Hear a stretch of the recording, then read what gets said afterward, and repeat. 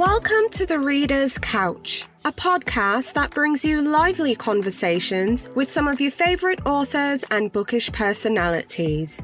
Over here, the couch is always booked, but I've moved some books to the side table and fluffed some cushions so I can welcome a guest or two to come lounge with us. Today on the couch, we have Emily Itami, an author whose debut novel is about a Japanese housewife living two lives, and in the end, she has to choose one. Stay tuned. Readers, get ready for cozy reading and all the autumnal feels with the Biblio Lifestyle 2021 Fall Reading List. This year's guide has a total of 42 books organized across 7 categories, so you can head straight to your favorite genres if you prefer. We also have one category that's dedicated to the minimalist reader, and our Minimalist Reads list has 8 titles that we highly recommend if you're only planning to pick up a few reads this fall. In the guide, you'll also find some fun recipes, things to do at home, and tips to improve your reading life. So download your free copy of the guide and see the books that made the list over at bibliolifestyle.com/2021 FRL. That's bibliolifestyle.com/2021 FRL. I'll also include a link in the show notes so you can sign up there. For cozy mystery fans and rom-com readers looking to add a little sleuthing to your reading list, you need to add Much Ado About Nauticaling by Gabby Allen to your TBR. Set on Catalina Island off the coast of Southern California, we meet 30-something Whitney Dagner, who has moved home to help with her family's boat tour business. But living in a Pacific paradise isn't always smooth sailing. Things start to get super rocky when Whit's brother is accused of murder, and it falls on her with the help of her ex-boyfriend Felix and police dispatch a roommate Mirabelle to help clear his name. Much Ado About Nauticaling is the first in a new series from Kensington Books, and books are on sale now, so you can head straight to your local bookseller or library so you can get your hands on a copy. This is a bubbly, fun, rom-cozy novel and the start of a buoyant new series that you really don't want to miss. A striking debut novel about womanhood, immigration, identity, and marriage is Edge Case by Y.Z. Chin. Edge Case tells the story of a young woman who must uncover where her husband went when he suddenly disappears, while also reckoning with who she might be without him. In the novel, we meet Edwina. After another taxing day as the sole female employee at her New York City tech startup, she comes home to find that her husband, Marlin, has packed up a suitcase and left. The only question now is why. Did he give up on their increasingly hopeless quest to secure their green cards and decided to return to Malaysia? Or was it the death of his father that sent him into a tailspin? As Edwina searches the city for traces of her husband, she simultaneously shifts through memories of their relationship, hoping to discover a moment where something went wrong.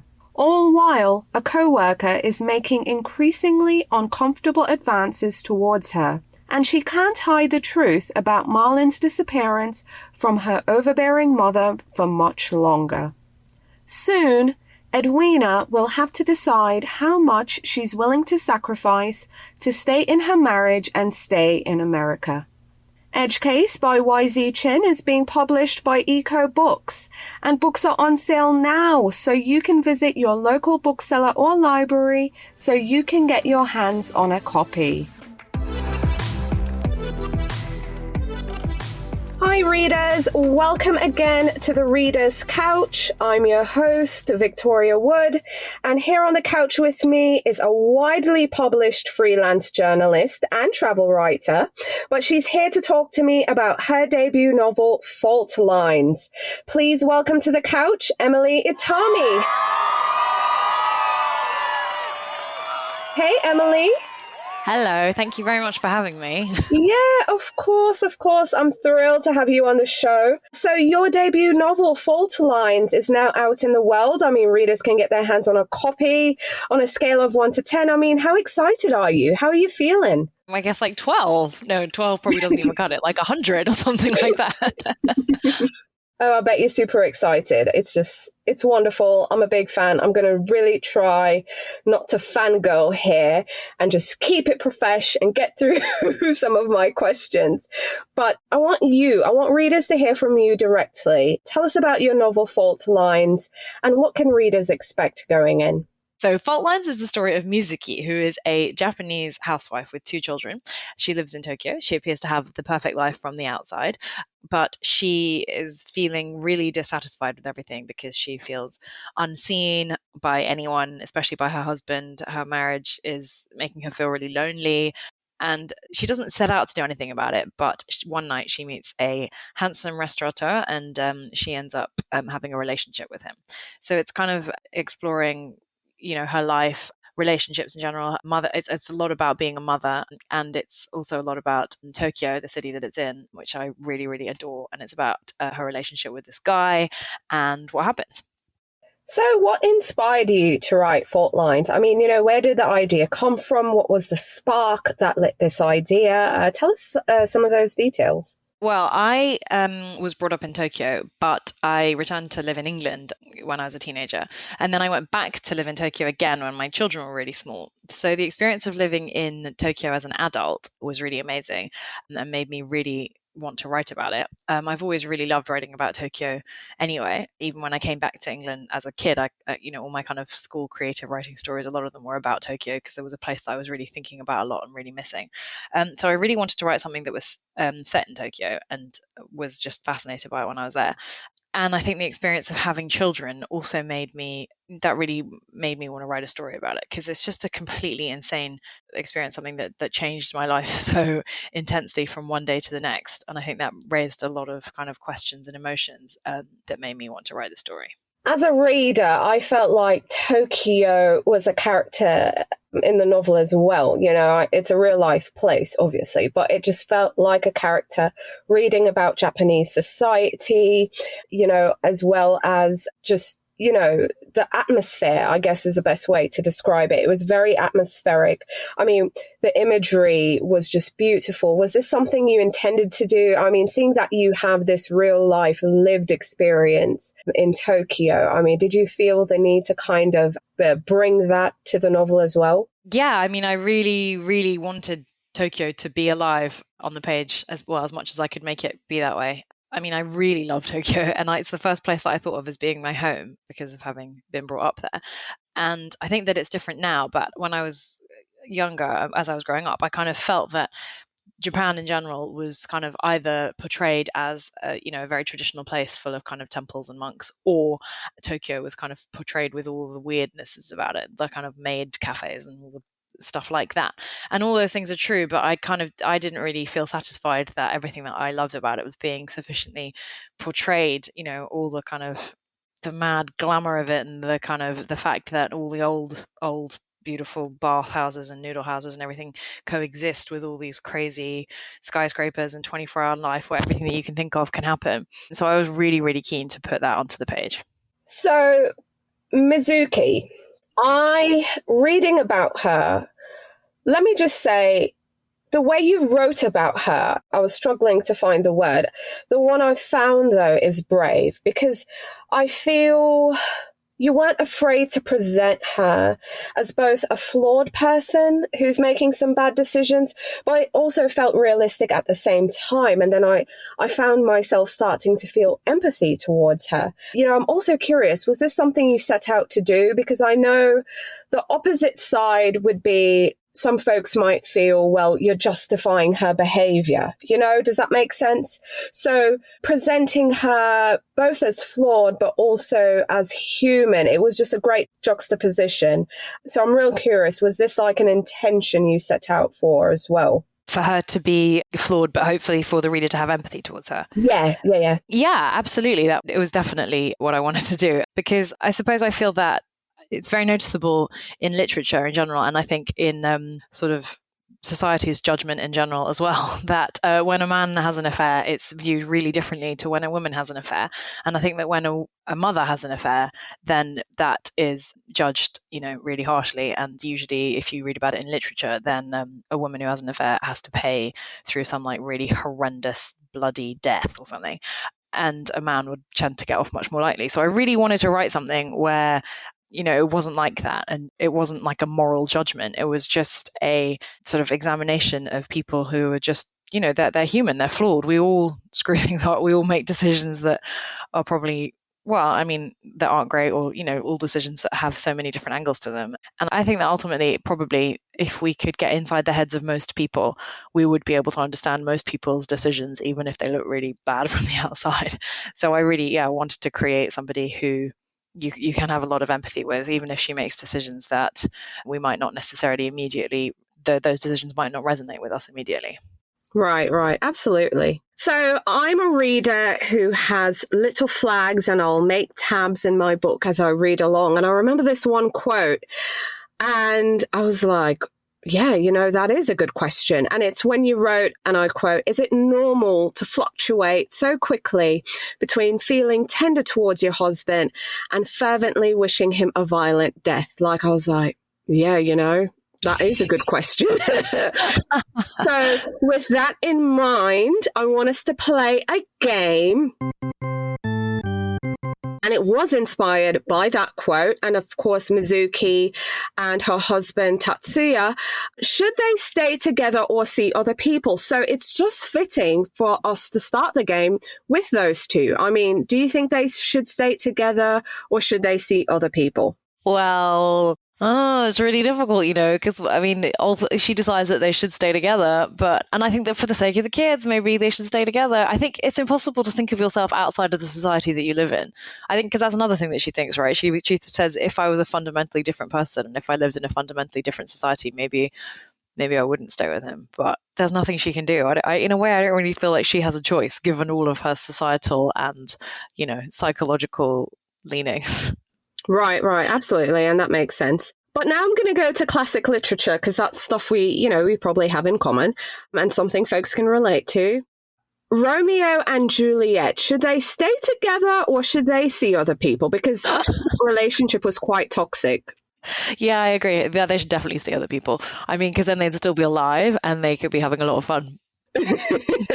All right.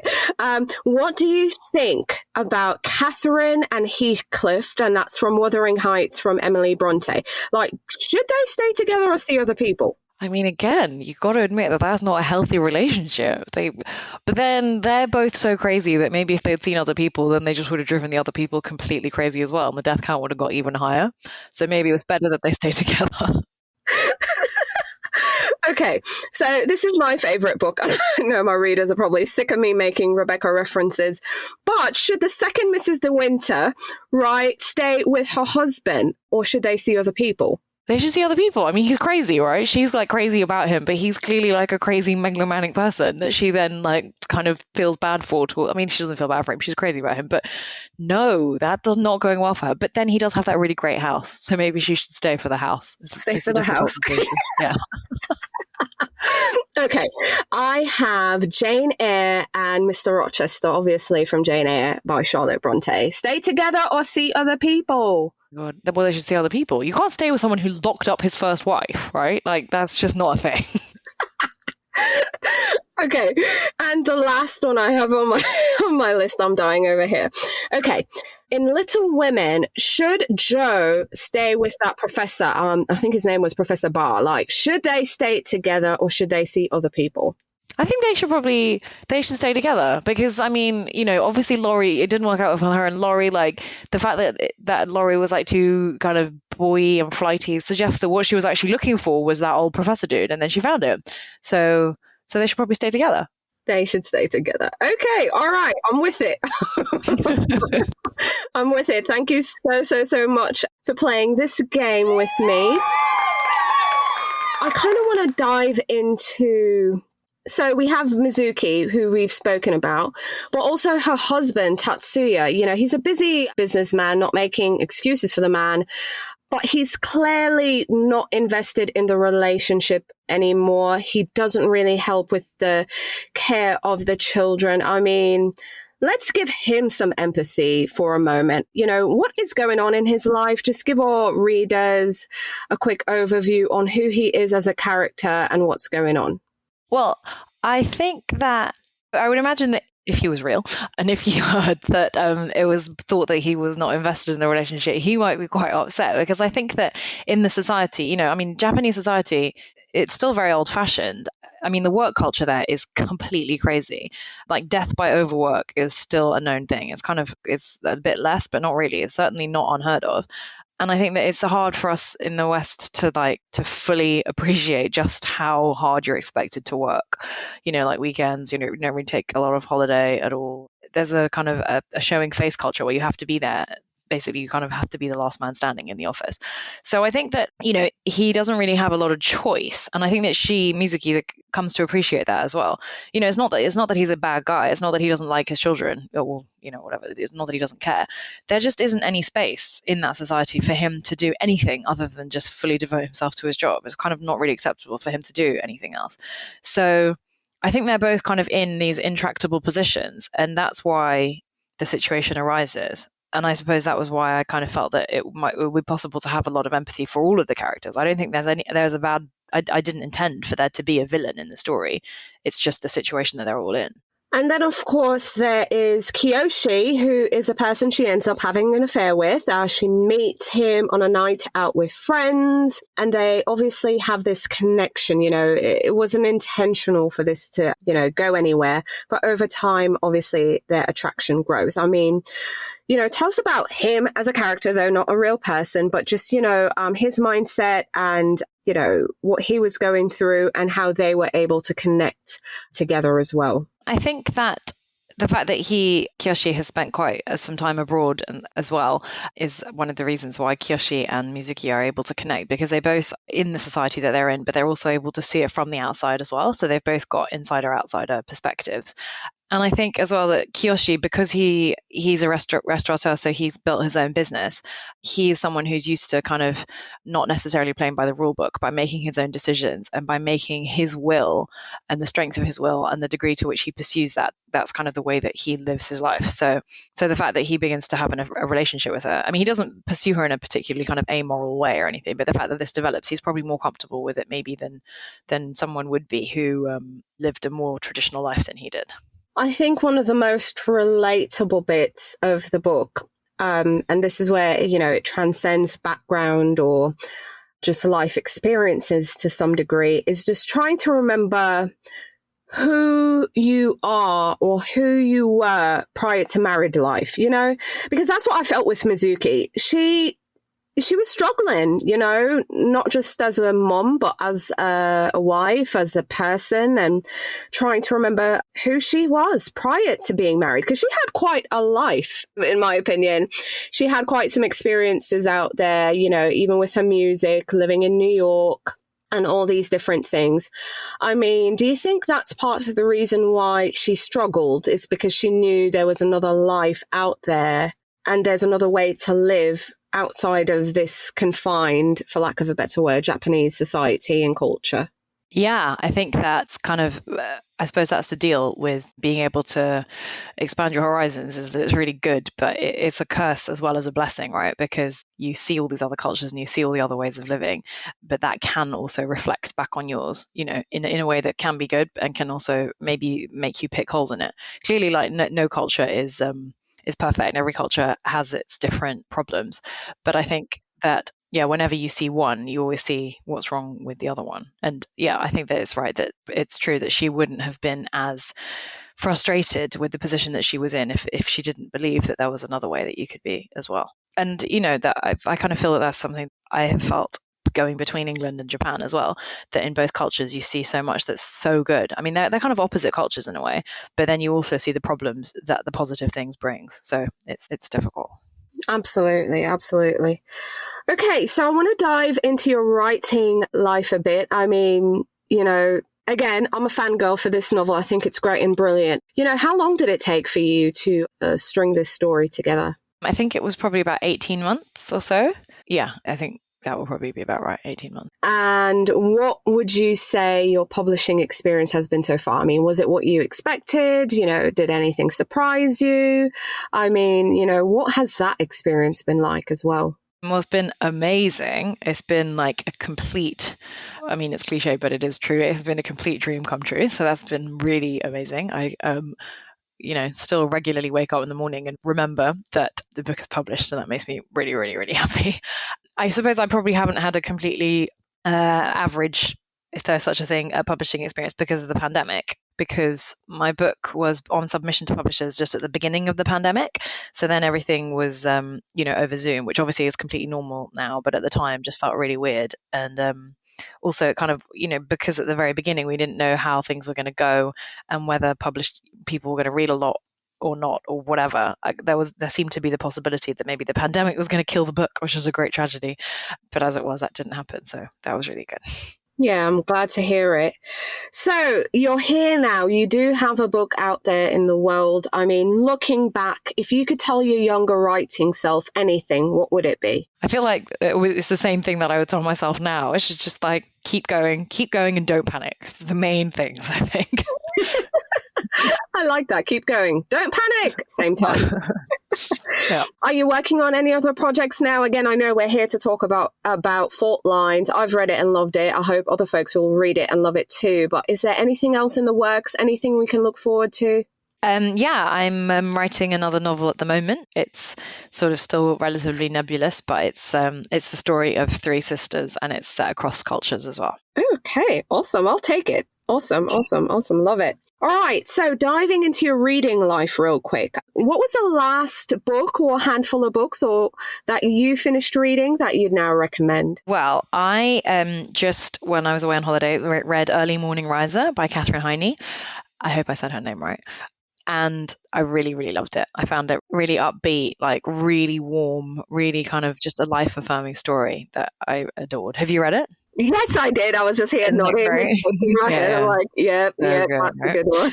Yeah, I loved it. And then I also read Sorrow and Bliss. That was a couple of months ago that I read that one, but I mean, I just can't stop thinking about it. Sorrow and Bliss by Meg Mason, because that's just totally fantastic. I don't really know how she can make something that's so painful, and she writes about, mental health kind of difficulty, so that she makes it as painful as it kind of is, but it's so funny at the same time. That was just absolutely fantastic. So I really enjoyed that. Yeah, absolutely. Awesome. And what books are you looking forward to reading in the year ahead? Well, I just got Hungry by Grace Dent. That just arrived today, and I'm really looking forward to reading that because I find her hilarious. She's an English food critic. I don't know because I read her every week in the paper, so I don't know if she's as much of a thing in the US as she is here. She's great, and it's like her food memoirs. So yeah, like her life in food, which I always really love, because I mean, one of my favorite books is like Ruth Reichel's memoirs. So I kind of am always looking for, something else like that. So I'm really looking forward to reading that. And also, I really love Esther Freud. Her book Love Falls was like one of my absolute favorites, kind of about like teenage love. So her book, I Couldn't Love You More, I'm looking forward to reading that because I really like everything she writes. Right. Okay. Awesome. So we love bookstores over here, especially local indie bookstores. We need them. I mean, without them, our literary ecosystem would be non-existent, in my opinion. So I ask all our guests on the show. So of course, I'm asking you to share with our listeners some of your favorite indie bookstores. Oh, there are so many of them. They're so good. The one that is open relatively recently that I love is called Book Bar. And it's in Finsbury Park, and it's run by Chrissy Ryan, who's completely fantastic. She used to be a bookseller in the Maldives, which I always just think is awesome. But she came back to London in order to open this book shop. And it is kind of like a wine bar and a cafe and a bookshop. And Chrissy just knows every single book that you could possibly think of. And she has like book prescriptions for like what mood you're in and what book you might need and everything. It's like a dream place. It's amazing and awesome that it exists. And it's quite close to my house. So that's great. That one's a good one. Oh, wow. I love it. I like the book prescriptions. I've always said they're like your chemist, your pharmacist, same thing. You know what I mean? Yeah. American friends. But yeah, I think hand selling books is so underrated, and speaking with booksellers, because they know exactly, when you find a good bookseller, they are like your local pharmacist. They can give you something that will fix whatever problem you have. And the tagline, that's the reason at the tagline at the end of this podcast is, whenever you're in doubt, go to the bookstore or your library, because either way, you're going to get some help. Yeah, totally. It's so true. Absolutely.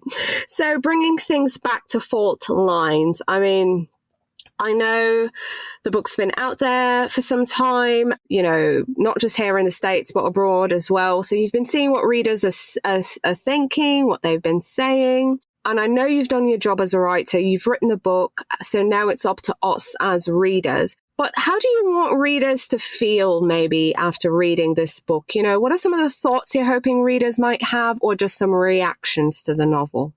Yeah, it's true. I kind of am trying to let go of that feeling, because I guess I'm trying to think there's nothing I can do about it, right? Like, once you've done it and you've written it or you've made it, whatever it is that you've made, I guess you have to just be fine with whatever reactions there are. But I guess if I was going to hope for something, it would just be that, Mizuki is like someone who lives in a completely different culture, like somewhere very far away, both geographically and kind of in terms of the way that it is culturally, I suppose. But I think that, we're all kind of, people across the world are all still having the same feelings and the same issues and the same doubts and regrets and everything. So, I mean, my favorite thing from any book is always just to have a sense of connection with somebody, to feel like a character has felt what I felt, and that just to feel a bit less alone after you've read something, because you've recognized something of yourself in the book. So if anyone was to feel like that, then I would be very happy. Yay. If you could describe Fault Lines in 3 words, Emily, what would it be? Okay, well, I mean, I would hope that it will be like funny Tokyo affair, which makes it sound like it's a funny affair, which wasn't what I meant. So I guess the 3 words would have to be taken separately. But I'd say that was aspirational, because I can't really think that you can't really declare yourself to be funny. So it's actually a very tricky question. I'll still take it though. Funny Tokyo affair.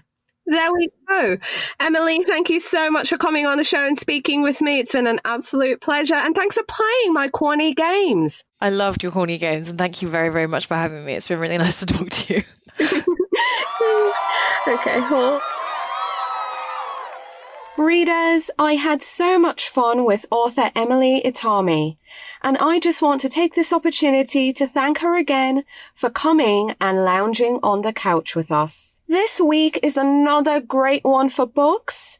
There's some awesome new books gracing bookshelves on Tuesday, September 21st, but I'm going to spotlight 12 new and noteworthy titles for you to keep on your radar. If you're in the market for literary fiction, we have Lean, Fall, Stand by John McGregor. We also have The Book of Form and Emptiness by Ruth Ozeki. If you're looking for historical fiction, there's Olga by Bernard Schlink, translated by Charlotte Collins.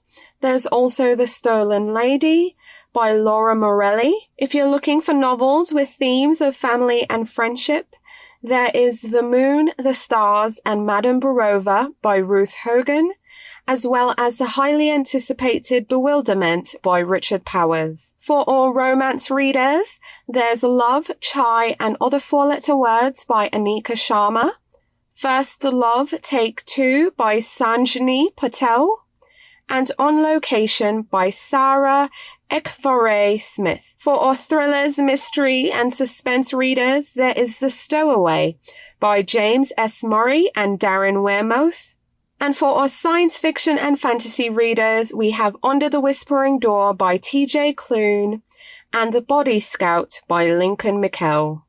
You can find a list with all these books and their summaries, along with the show notes, at thereaderscouch.com.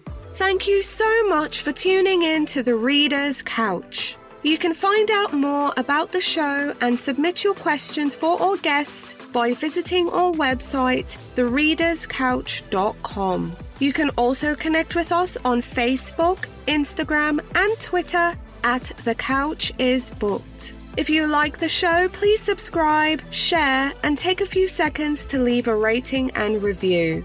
Next week, I'll be back with new guests, more books, and some fun games we can play. But until then, stay lounging, stay reading, and whenever you're in doubt, go straight to your local bookstore or library. Thanks for listening, and happy reading.